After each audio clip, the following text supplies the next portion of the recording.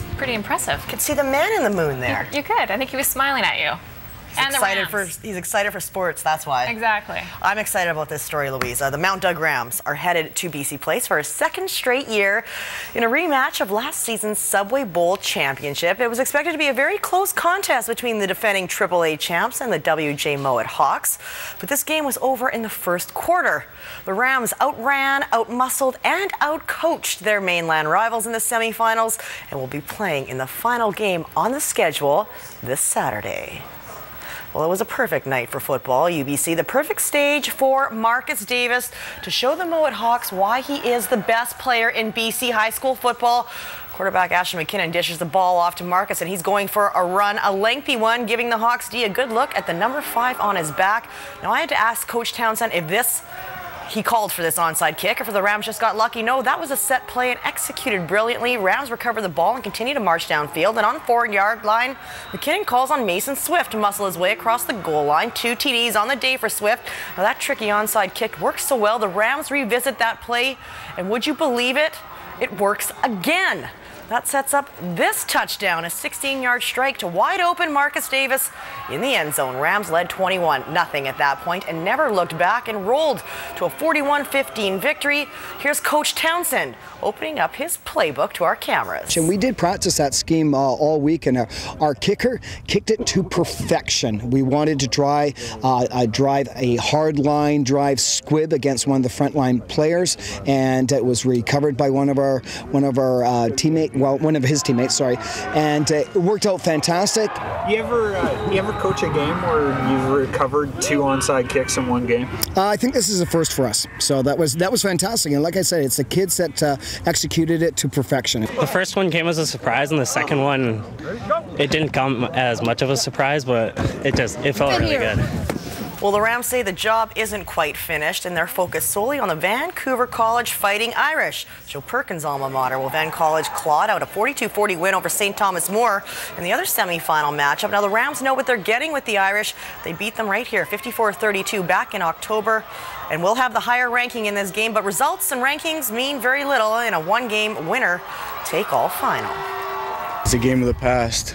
If we lose this week and that win that we had back then doesn't count, it's a game of the past, and we've only got that game to look forward to on Saturday. I think for us, and our emphasis the last few weeks has been tackling, and obviously our kids did a great job with that against Mowat, and we're going to have to embrace that same philosophy again against Vancouver College and Liam Mahara, and come out with a great start, which we did, and that was something that we really tried to stress, as coming out quickly, coming out aggressively.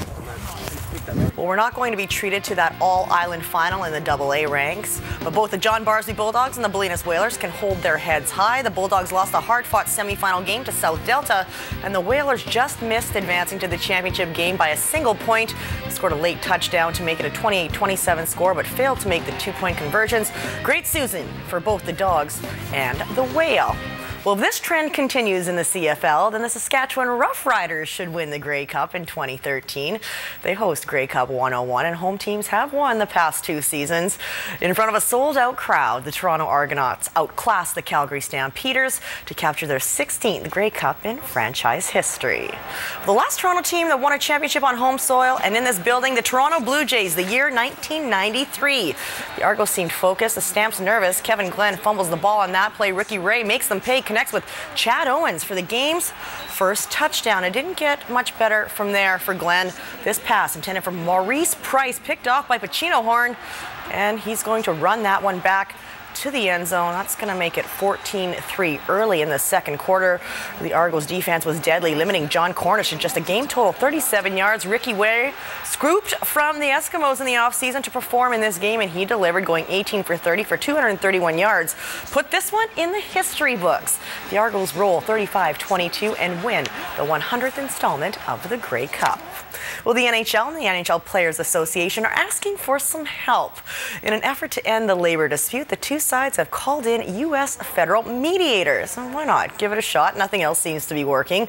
The two sides haven't met since early last week and had no intentions of doing so, but it's expected that a meeting with the mediators could happen as soon as Wednesday at a private location. The NHL and players look to mediate in 04-05. But we know how that all ended. The entire season was cancelled. Well, the Victoria Royals host the Moose Jaw Warriors tomorrow night at Save On Foods Memorial Centre. It is the first and only meeting of the season between the two clubs.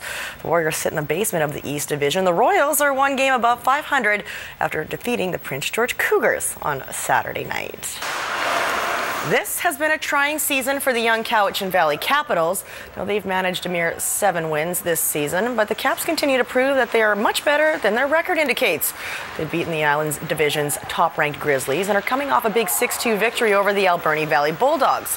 1-goal games have been their Achilles heel. 8 times this season, the Caps have ended up on the wrong end of those decisions.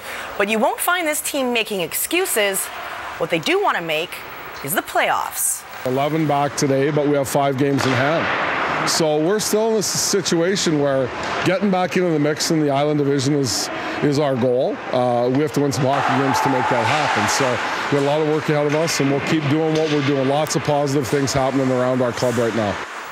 More on the Caps coming up during Vancouver Island Report.